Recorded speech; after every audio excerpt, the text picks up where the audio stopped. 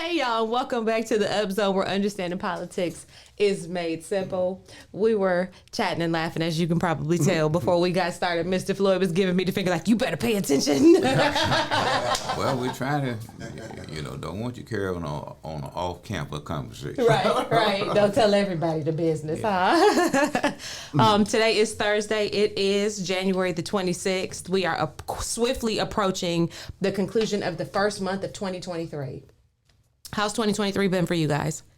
Good. How about you, Mr. Floyd? My creditors gave me a break. They gave you a break? They gonna forgive that zero debt that you carry. Okay. Oh, when I grow up, I want my credit to be like that. No. You don't want your credit to be at a 5. 1,000, if there were such a thing. A 5. I know that's right. But look, they say who needs credit when you got a pocket full of cash? Well, no, everybody needs some credit because you got to have. You can have cash, but you can't even check in a hotel unless you got a credit card. That is the truth. That's true. Okay, that is so the truth. You can pay cash when you leave. Yeah, they have made this system where you must have. Mm-hmm. You got to have some kind of credit. Yeah. Ted, what's new for you in this month of January? Okay, get that together now. You want some water? I got some water. I'm going to be watching the General Assembly like I did yesterday. I'll be watching the redistricting. Let's talk about it. Let's talk about that. The gritty in the city. What happened at the General Assembly? General Assembly went back into session yesterday. Both the House and the Senate. Mm-hmm. I watched the House because it was video. When I went to the Senate, they had like a little audio and I couldn't see what they did yesterday. But is that normal or was that an exception? Is that not usually how it is? No, I believe. Both of them, live. Uncle Floyd. Yeah. Live. Okay. As a reminder to everyone who wants to follow along with what our General Assembly is doing, ncleg.gov. Yes. ncleg.gov. That's where you can follow along, find those videos, and hear the content of what is being discussed. Mr. Floyd, what are some of the things we saw happening on the floor? Well, normally the House, I'm speaking of the House now, reconvened the last Wednesday in January, and that's when they sort of the Speaker then sort of put his committees together and pass out the various grapples to the chairs and vice chairs. Did we see any of our delegates in the House getting any of those assignments? Let me repeat, Mr. The Speaker passed out his committee assignments to his chairs and vice chairs, and I don't think that you're going to find a Democrat a chair and a Republican controlled General Assembly. Diane's a Republican. What'd she end up with? She got something. Yeah, she got a little gavel. I forgot which one. I think education, I believe. Education, yeah. Yeah. She's the only one that I saw. You said she got a little gavel? Yeah, they got a little mini gavel. That means you running something, huh? Yeah. You got a gavel. That's all right. Well, it's good. It's good because you can also control and help bring back things to your district. Okay. If you are in charge of a committee or subcommittee because you are in the grassroots effort of negotiation. You're right in the thick of it. But yeah. Okay. So and McGinnis is the only one in the Senate that has a chair or deputy chair, whatever. So, okay. Well, congratulations both to McGinnis and Representative Wheatley. We hope you do well with your gavel. Do the right thing with that gavel. Now, and then too, it's the first introductions of bills. Okay. Right. That is going to be filed, and I mentioned to Ted when we was off air, is that you look at the number of dips that a bill would receive. What's a dip? Is that subcommittees that it had to be heard in. Okay, so how many times it has to go here and there and everywhere? So if it started hitting 3 or 4 committees, wear your dark suit. Because it's dead. It's dead. Got it. It's dead. It's not likely that it's going to be heard. Now, what I mean by heard, it would get its first reading because all bills get its first reading, and it get its second reading when it comes out of committees. And I mentioned to you earlier, just like Senator Applewhite, one of the things that she talked about and the governor talked about were her being on, is to get the health bill out. She's not on it, no? She's not on health. She's not on the health committee? She's not on health committee. What committee did we see Senator Applewhite being appointed to? I forgot the committee that Do you recall? There's 4 of them, but they're pretty low level. Profile? Okay. Yeah, Okay. But we expected that because, Right. again, Republican-led, you know. Right. So Well, we expected that. And also, as you pointed out a number of times, you can't bless her without looking like you're blessing the governor. And that's what they don't want to do. So, you know, there was a number of bills that they are going to look at. What'd you say, Mr. Floyd? I mean, you know, what they're going to look at is Ted mentioned about some form of redistricting. Okay. And they're going to look at some form of voter ID. So they're bringing both, the General Assembly has asked that both of those items go back before The North Carolina Supreme Court. That was filed Friday. Okay. To reconsider the previous North Carolina Supreme Court decision from I think it was the 19th of December. And an educated guess would probably lead us to believe that there may be some overturning because of the new composition of the North Carolina Supreme Court. I read both of those petitions for reconsider, and the attorneys for the General Assembly did a very good job, especially with the voter ID. They just tore Anita Earls apart. Okay. But, you know, based on her, she wrote the majority opinion. Okay. And there are some clear errors that I agree with, because I listened to the case when they had it, you know, back in, I think it's October or, you know, actually, yeah. And you could tell by the questions that she asked that, in my opinion, she already had her position. Position, and she listened to what she wanted to hear, and some of the things that the opposing, you know, counsel brought up didn't even make it into the opinion. So I think the General Assembly, their attorneys, did a very good job on both the redistricting and the voter ID, outlining the mistakes that the Supreme Court did. And you can revisit. You know, it's not. You could go back, revisit. It's not precedence if there are clear mistakes in the ruling. And that's how I thought too. If the court Court takes, and which in this case, a reasonable-minded person would think that the court will revisit. Yes, because when you the dissent, you know, there's always dissenting, and the dissent on both of those rulings were very in-depth. And explain dissent so that our viewers understand what you mean when you say that. Say you have 7 justices, and it's 5-2, whether it's partisan or non-partisan, and the 2 who did not vote. Those are the dissenting Those votes. are the dissenters, and they have the opportunity to write their dissent at the bottom of the opinion, the court opinion. And if you take and read both of those dissenting opinions, they're very detailed and clear. And I believe they did identify several mistakes. Okay. But again, it's up for the courts to interpret. So that's something to watch. About how long does something like that typically take? When should we expect to hear something back, you guys? It's hard to tell in looking at the court, you know, when something is going to come out. It's really hard to. Only thing you had to do is keep your hand, arm, ears, and everything crossed. I know you can't cross your ears. I know what you're saying, though. Yeah. Cross, you know. And then again, you know, what is going to come. You know, they want to codify Roe versus Wade in North Carolina, and that's from, you know, to allow you know, abortion. So, you know, that within itself, I believe, it's going to be, you know, a discussion. And how do you think that, if you had to identify how you think that may go, what would your identification of the path of that be? I think that whether or not it probably will be 13 with the governor vetoing, and you have certain the House has 71, and they need only 1, and you have certain members of the General Assembly that are lawyers, and some are ministers. And you can look at a minister in many instances, you know, don't believe in, they're not pro-choice. You see. So that may be some concerns of rolling it back to 13 or negotiating a reasonable number.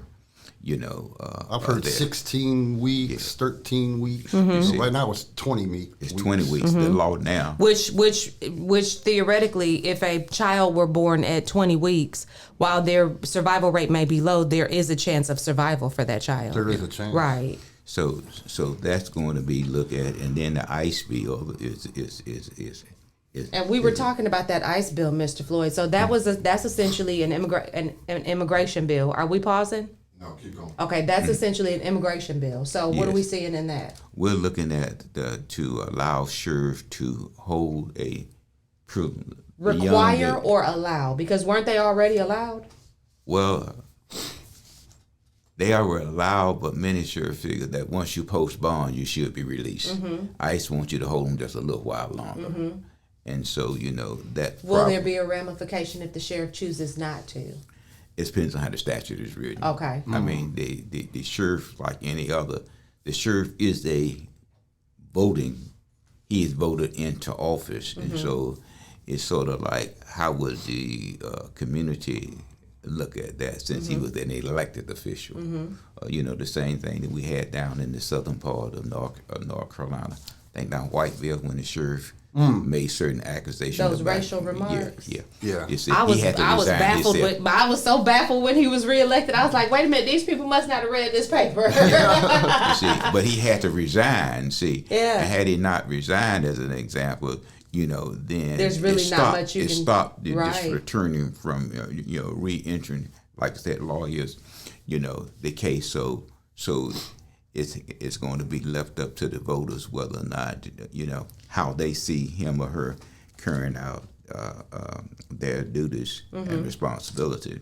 And also about rioting, as you know, there was some concerns about in Raleigh how the rioting took place, during the George Floyd scenario. Yeah, so look at that being a little bit more punishable of a crime. I mean, we saw here locally that there were rules put in place to prevent, some different protesting opportunities. So as an example, the definition of public park grew to include the space like the market house, which prevented people from being able to publicly protest in that space by being there by camping overnight. So I would expect that based upon the volume of, first of all, damage that was done, the volume of disruption that occurred, I would expect that there would be some laws that would come down. But I think that's such a slippery slope because, and I was very much opposed to the legislation with the market house because you cannot prohibit people from expressing their displeasure with the government process. Well, let me say to you made a very good statement. I salute you for that. But that's democracy. Now, democracy works best when you follow the rules now, but you can't step outside the rules. Right. You can't step outside Which the rules. Which is the unfortunate part because even we see the founding of the United States of America is people stepping outside the rules, like disrupting the norm and going against their government to establish something new. Well, we just had the Senator V on our show a couple of weeks ago. Which was a great show. If you didn't catch that, go back and watch it. Well, he practiced democracy, and you saw what happened to him. Absolutely. Okay. Absolutely. But I'll say, and I said this in the comments, I don't think we've seen the last of him politically. Because I think that people recognize that. And I think that they look at scenarios like yours and like Senator Deviere, and they're off-put by it. Now, we also see a conversation going on locally that will also involve our delegation at the state level, potentially. And that's the conversation about the tax distribution. Well, let me say this, Ted, before I know you talked about this, but this year in the General Assembly, the main focus really is the budget. Okay? Explain that, Mr. Floyd. Well, this year, the budget from the recommended budget comes from the governor, which will probably be after April the 15th when our personal income tax are filed. Okay, then you have your sales tax, which takes in August and September, and then December, which is the highest month. Okay, the the both House and Senate set a number, what they call a target. Okay, and that may be $25 billion. Okay. So if the governor recommended budget come over at 30 billion, that budget is going to be cut $5 billion because the target is already $25 billion. Okay. And that's related to again, the House get the budget this time, and part of that is what Ted talked about is the sales tax. What people have to realize, the tax is 4 and 4.75 is state, and 2.25 is the county, which is called local tax. So a vast majority of that money is coming from the state budget. No, it's of the 7% tax, 4.75% goes to the state. The county then get 2.25%. Now, some local government through their delegation also add a 2.5% for special projects. Now, it may be, Ted, that the figures that you're showing, the county is looking at building a civic center, convention center, and that they're going to have to show local government how it's going to be paid. And one way to look at that is through sales tax distribution. Yes. Yeah. Yeah. Because when they first brought up the convention center several years ago, in their capital funding plan at the county, at the time, the commissioners were told, we have the money in the capital plan to pay for this. But historically, wasn't there a tax that was levied to go toward the repayment of the old, the initial? And that was something that the county, like there was a period attached to that, and that was supposed to phase out and end. And they got it extended. And I remember Senator Clark several years ago sent me, what they've spent, on the old Crown, and the Cumberland County had asked for a local bill to extend it for 30 years or something. The bill sunset, if I'm not mistaken, this year was 23. Yeah, it's coming real close. And so they would have to get some form of special legislation in order to do the funding that they utilize for the old Crown. And I doubt very seriously that can roll over into a new request from the General Assembly, the way that it was funded under the old. I thought it was the hotel occupancy tax. It was the hotel occupancy tax. See, that's sunset. Okay. So that means that they had to find a new revenue source and had to demonstrate to local government that they have the means in which to pay support for that. Now, wasn't that conversation contingent upon agreement between the city and the county? Like, if the city and the county could have come to an amenable, agreement, then they would have had more success in going to the General Assembly and having that actually extended. Because when I was on council, we did want to get a portion of that. But we tried to play chess with master chess players, and the we're only good at checkers at the city. I mean, I remember these conversations, and I remember we were at National League of Cities, and I remember pulling both Mitch and Kathy, the mayor and at the time Mayor Pro Tem, to the side and saying, listen, here's the issue. We are at every, and it was a little crass the way I said it. I said, but we are at every turn getting out negotiated by the county. So even with this conversation, we're not holding any leverage. Like we don't know how to hold out our leverage. You can't hold any leverage because all revenue goes to the county. Absolutely. And dispersed from the county. What local governments do and their creation is say, county, we can provide better service to our population than you can. That's right. So the county said, okay, we'll do it then. Just like with the homeless center, and it again out negotiated at every turn. So we jump up and say at the city level we can do it, and the county says what? Do it. And they don't offer any dollars to get it done because they know they don't have to. Nope. They don't have to. And so when we look at this tax scenario, this has been an ongoing conversation. There was a committee set up. I think me, you, and Mitch were on the committee. We had meetings and meetings and meetings to talk about how to move forward with this. What was the outcome, as you recall? a continuation. To be continued. Yeah. So here we are. Yeah. So in 2018, the last time we updated that agreement, there was a floor set. Say, whatever fiscal year, this was how much the county got, and then we negotiate a little bit that once you get above that floor, say it was $30 million, whatever, anything higher than that, we would get like an additional 10%. So the county now says, well, now they get 60% of the sales tax. Well, that's not true, because we had a 50% floor, and if the money went higher than that floor, then we got additional 10%. And if the money went below that floor, then the city would have to make up that 10%. So, so it was. Well, most really, we didn't get much. Most governments, especially the small, and I believe that Spring Lake voted to extend it for another 5 years to allow them to make that adjustment. Yes, they did that Monday. Yeah, in their revenue picture, and so the county really don't have to do any negotiation. They don't have to negotiate. They at don't all. have to negotiate at Not all. at all. But a wise politician will look at that, because Spring Lake and all these other communities are part of a voting district. That's right. So I'm actually going to post your graphic on our Facebook page right now. Oh, okay. The graphic that talks about what the change to ad valorem could look like in terms of gains or losses for each municipality.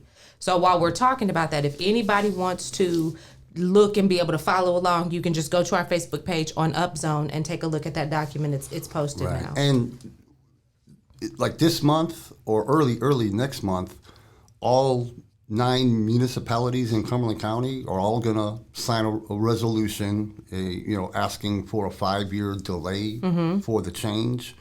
But then in the county, it will be up to the county. It'll be up to the county. They have to make a decision in April. So what are we looking at in terms of losses, Ted? When we look at the figures, what are we looking at in terms of losses?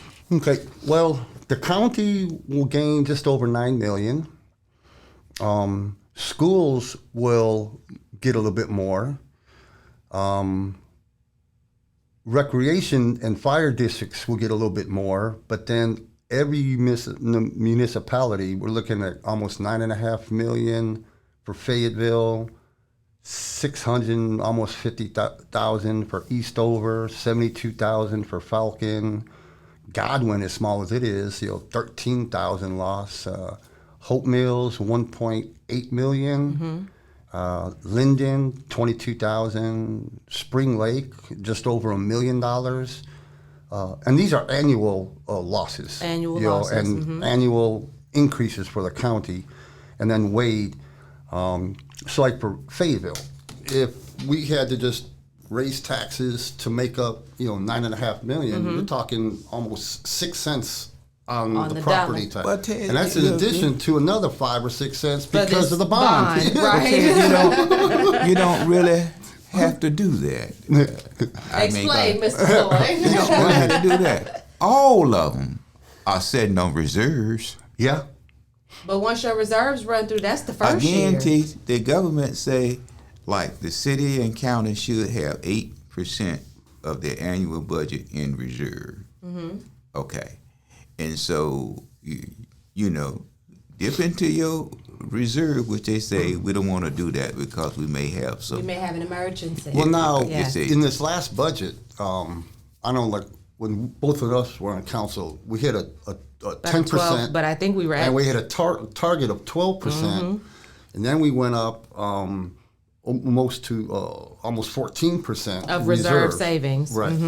But then with the last budget, and then taking $3 million right off the top, 3.5 this year for the History Center, and Well, that was $14 million. Where did that money come from? That's the reserve. From the reserves. Yeah. Okay, so you have the money. Okay. But what's bad is That's one and done. Yeah, when we do our reserves, it's normally for one-time projects, not reoccurring expenses. Right. But every year, you know, there's unspent dollars. Goes up a little bit. Yeah, every year there's unspent dollars that they may come from equipment or whatever it is, not arriving on time. Yes, job position, over collection of tax estimate. You might have a target of 85% tax collection when you're actually knowing that you get 95% tax collection. So it's a voodoo game. A wise city manager will always build a buffer into the budget. Yes. Absolutely. And when I was on council, we in the budgets they would fund 100% of every employee. Whether that position was filled or not. Knowing that we had about a 5% turnover vacancy almost every month, and so then we made the city manager at that time he could not budget for 100%. Everybody working all the time, and so that reduced it down a couple $1 million that he couldn't just keep in his little back pocket. So that was one of my things in state government when I first arrived. Is that in state government advertisement, let's say July 1, knowing that you can't fill it, that position until October. Right. Okay. And that happens a lot. Okay. So that gives 3 months salary gap. So that adds up when you scramble all the eggs across the state and local government. Absolutely. So there's always going to be some overage. So it's a manager game that is being manipulated. I have a sneaking. No, go ahead. And it's not manipulation. But it's a clever and smart and wise finance person, the manager or the county manager, who is able to do these kinds of things to keep the government, at float.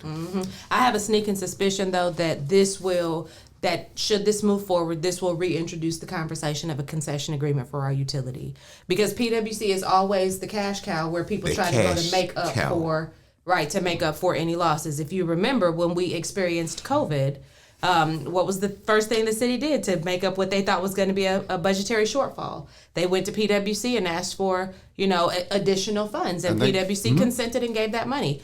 Even though we later found out that there really was no budgetary shortfall. So we came up that year. We had a good year.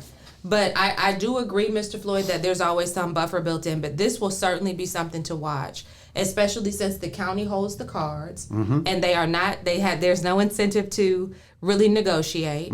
And at this point. But let me cut you there. A wise politician will look at some form of negotiation. If not 5 years, 2.5 years. Right. But a wise. I think that may be the negotiation. I don't think it will be ad valorem or no. I think it will be when will this go into effect. And, Mayor Colvin, he said it many times.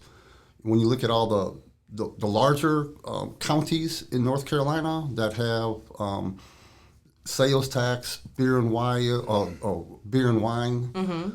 hotel occupancy tax, Fayetteville's and the other municipalities are the only ones that don't get any of the beer and wine, even though 9 of the 8 of the 9 ABCs are in I don't think Fayetteville. Cumberland County is going to change their mind about that either.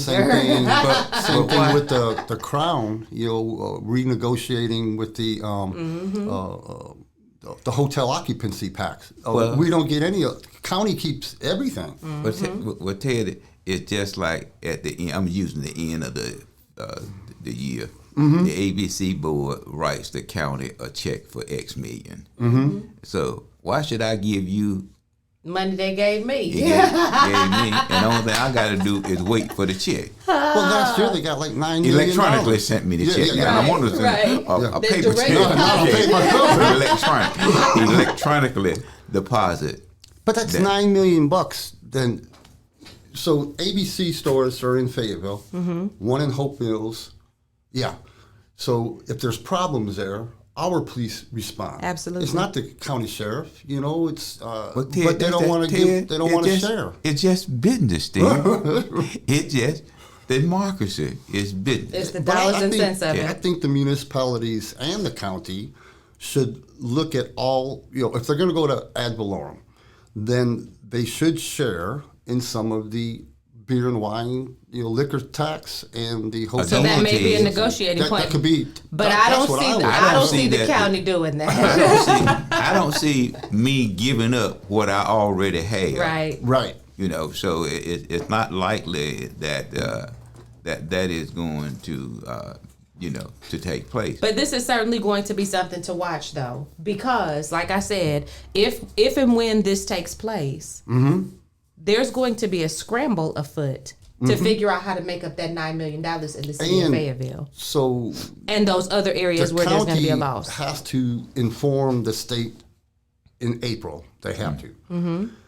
If they do switch, it will not be for 15 months later, the next fiscal year, July of next year, that would change. Let me so go they've back got 15 months to figure Before it it out. actually happens. Let me go back to a question I asked you earlier, because I remember this being what I was recommending as the negotiation tactic. If the city of Fayetteville had agreed to extend the hotel tax for the Civic Center, because it was really, that was the leverage we had, was to agree to extending this. Do you think that the county would still be talking about changing the way that this tax structure exists? Yeah, because it comes up every 5 years. They've always wanted to go to ad valorem. Like But do you think most- that they'd be as insistent on actually doing that? Possibly not. No, you know, because then they had the city's backing, you know, for the hotel occupancy pact. I mean, you got to work together because we're all Cumberland County, one way or Right. the other. So I think that's where we misstepped at the city level. I think our misstep was that we were so insistent on trying to leverage withholding this that we did not understand that sometimes it's better to just do certain things to sow a seed so that later you can reap a harvest. Right. And in theory, the county could, since they're going to get that, if they get that extra $9 million, it goes up every year. They could lower the county property tax 3-4 cents. You know, 'cause it's like 74 cents, I think, per $100. And like, what's the Fayetteville? We're like 51. Ted, please. You don't think that the county government was going to do another tax evaluation coming up soon? That's coming up too. Already had a low tax value, but my tax didn't go down. Now my house value went down, but my tax remained the same. Remain the same. Right. Okay.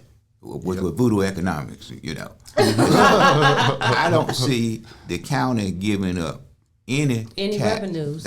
I don't think municipalities do that. I've not heard tale while I served in office of anybody saying, okay, well, we've, like, even with this increase that's going to happen to repay this bond, once that bond is over, I don't think they're going to be like, okay, we'll revert back to the tax revenue. It's not going to roll back. It doesn't. It's going to just be they're what gonna it figure is. something else to Use that exactly. So I mean, listen, citizens, when you agree to a tax increase for a particular project, you've agreed to a tax increase for perpetuity. Yep, the rest of your life. Because nobody is going to come back.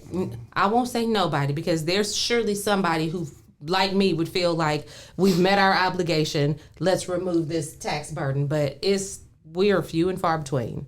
So that's just that. Now, y'all, we saw, before we wrap it up for today, I wanted to bring something up. It's a little bit lighthearted, but kind of not so much, because my heart went out to this particular legislator. It has gone out to this legislator throughout everything that they have encountered surrounding this situation. But we saw the mayor of Hope Mills, Jackie Warner, has been embroiled in a battle with Meg Larson and some other people. Meg Larson was a former commissioner for Hope Mills. Stepped down, and much like me, when she stepped down, she had a lot to tell about what happened throughout the municipality. And much like me, a lot of it was founded that she was discussing, okay? So I'm not at all negating the validity of Meg's position. I also would like to say that I respect. So what happened is Jackie Warner, mayor of Hope Mills, had a personal Facebook page. Now, we don't often think about our personal Facebook pages. I did because I asked the people at the School of Government. But we don't often think about our personal Facebook pages as being connected to like public record requests or people should have access because it's our personal Facebook page. If you post anything political at all in your capacity, if it says you are an elected official, if it has anything to do with your position politically, it is subject to public records laws and should remain open to the constituency, right? Well, they were dogging Jackie. Like for a period of time, they were dogging her. Like they never had anything good to say. They set up a spoof page about the woman on Facebook. They did? Where they were posting stuff as if it were coming from her and it was negative and derogatory. Like she got pulled through the ringer about this stuff. Well, it turned out she started blocking folks, which is what a normal person would probably do, right? But politicians are not normal. We were not permitted to do that. Little to her. To her credit, she did not know that. Well, Meg was smart, and Meg went through the proper channels and pursued a lawsuit. Ted, I was telling you earlier, I thought it was very interesting that as a part of the settlement agreement, Mayor Jackie Warner was forced to read, and I say forced. She read it. Forced to read a letter of apology. Not that she wrote. During their official meeting. That was written by Meg Larson's attorney and potentially Meg Larson also. That had me so tickled yesterday because I was like, who wants I do not want you to regurgitate what I say to you in an apology. That is not an apology. No. Well, it's on their YouTube page. Right. Hope on the Hope Mills YouTube page. That was Monday night. It's at the beginning of the meeting. She did the apology, but so you could go and listen to it. Right. But Ted, you look at it, according to Jackie. Okay, I'll read it. Because you filing the lawsuit, and I'm a sitting mayor. Yeah. That means that the taxpayer is paying for the lawsuit. Paying for the attorney to represent me in the lawsuit. And that was Meg's position. I'll read it. I don't have to mean it. I mean, I read all the time. I mean, not that I believe in what I'm reading. And she made it clear. Yeah. She made it abundantly clear that this was written for me by she made that clear. These are not my words. Which to me really takes the pleasure out of the apology. I mean, but in order to settle that, right? That's what she did. And in the best interest of the citizens. Just like when I walked in this morning, I asked Vic, could you take a picture of this right here because I can use it in the program. Vic responded, okay, couldn't do it. Yeah, so that's that. Let's move on. Moving right along. Ooh. Now, I will say this. We talked about this. You are currently blocked on a council member's Facebook page. Personal, yeah. So I went and looked. They are currently in violation of this statute. So should you decide that you want to be Meg Larson II, Mario, I'm going to make a recommendation to you. You may want to unblock the people that you have blocked because you are now a political figure. You are a politician, and I'd like for you to take a page out of Miss Jackie's page and keep it clean. Or yeah. There is one last thing. What you got? Yesterday, a new bill in the House was submitted once again to try to create a nonpartisan redistricting commission. Which is just another word for crap. Right. And okay. Like Elmer said, so you look at the names, okay, Democrats, because they're not in power. So still 12 very years partisan. or 15 years ago, it was Republicans because they weren't in power. So Mr. Floyd, it's probably just going to get put into the rules and go to sleep. Well, its chance of survival is the snowball Right. beneath the ground. So you saying it's gonna dip in a few committees? It's gonna be dipped in a few committees, and its chance of survival is zero. Slim to Right. none. Yeah. Is zero as it relates to a non-partisan commission. And like I mentioned to you, Ted, who names are on it? If a Democrat wish to get a bill passed, it must be a bipartisan effort. In order to get that. And that goes both ways. So, like, when the Democrats were in charge, you're saying if there was 3 sponsors that were only Republican, then it probably had no chance. But when no matter who's in charge, if there's bipartisan, it may go get somewhere. Yeah. Okay. Well, bear in mind, Ted, that the Republicans have indirectly or direct, whatever you want to call, it's going to have an obligation to hear its members' bills first. Okay. Okay. Now remember that these committees meet once a week, and what members and what our listeners also understand is that a member of the General Assembly, both House and Senate, are going to sit on 1 or 2 committees, appropriation or finance. Those committee appropriation is going to meet on a regular basis at 8:30 Tuesday through Thursday. Okay, and that is to receive input for the preparation of the budget. Okay. The other committees meet once a week for 50 minutes until they get down to the gold rush, which is crossover. Right. Okay. Now, if you get down to the crossover time, you know who bills are going to be heard. So it can pass over to the next chamber, which is the Senate, and then vice versa. So right now, the abortion bill that was filed, they still don't have 100% of the 49 on board. So if it's filed or if it's whatever being heard, which I doubt very seriously, you see that there's a possibility that bill would have an override. Well, if right. it was filed. So we have House of Representatives, Cumberland County, 2 new Democratic House members.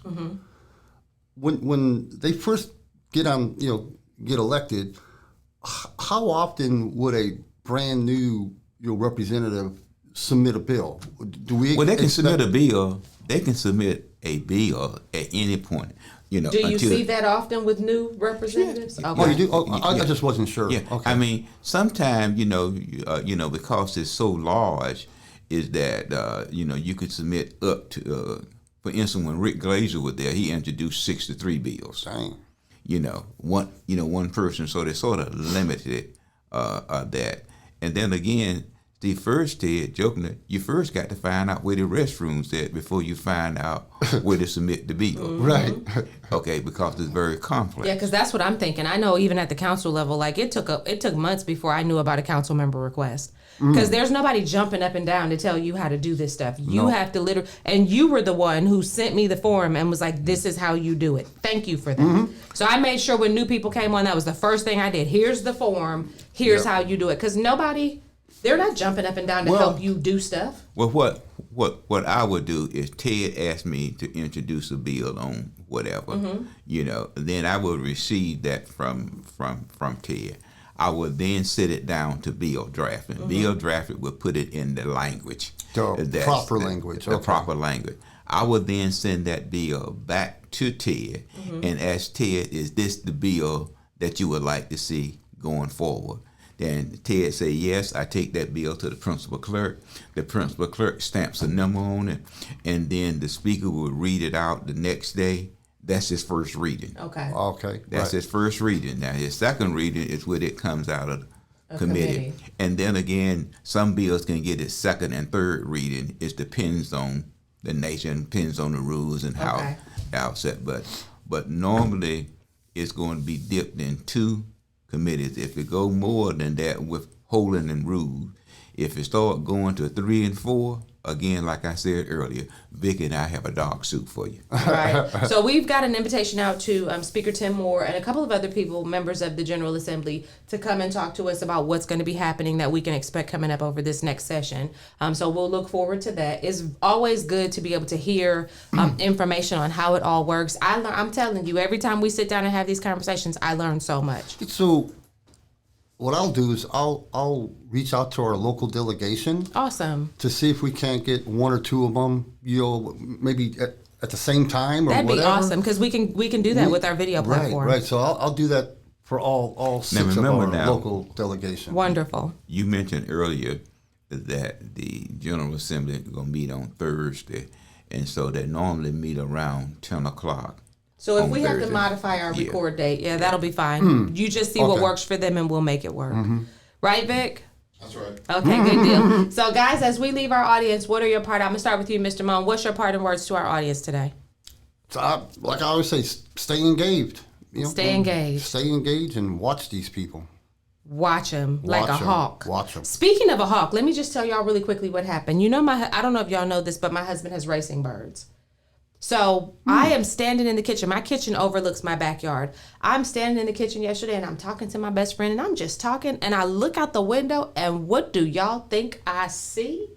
I see in the middle of my backyard one of my husband's racing birds headless and being picked apart with a hawk standing on top of it. It is like right there. And I'm looking and I'm like, oh my goodness.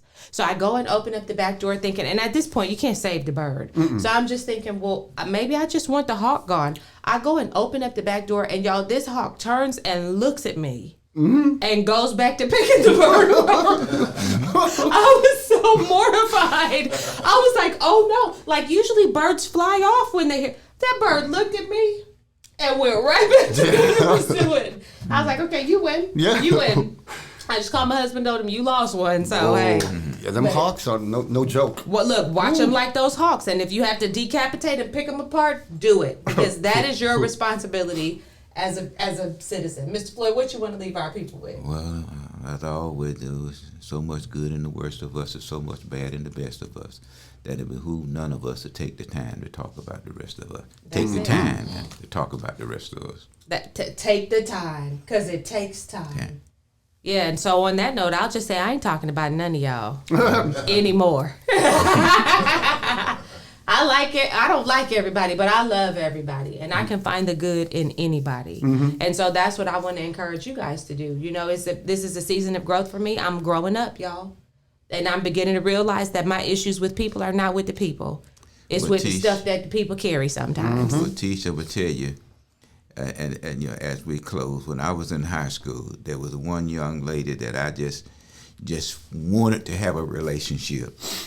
And then finally one young lady told me, she said, Floyd, quit wasting your time trying to date somebody that don't want to be bothered with you. That don't want to be bothered with you. And that's, Mr. Floyd, that's the bottom line. That's the bottom line. Look, like the people that like you.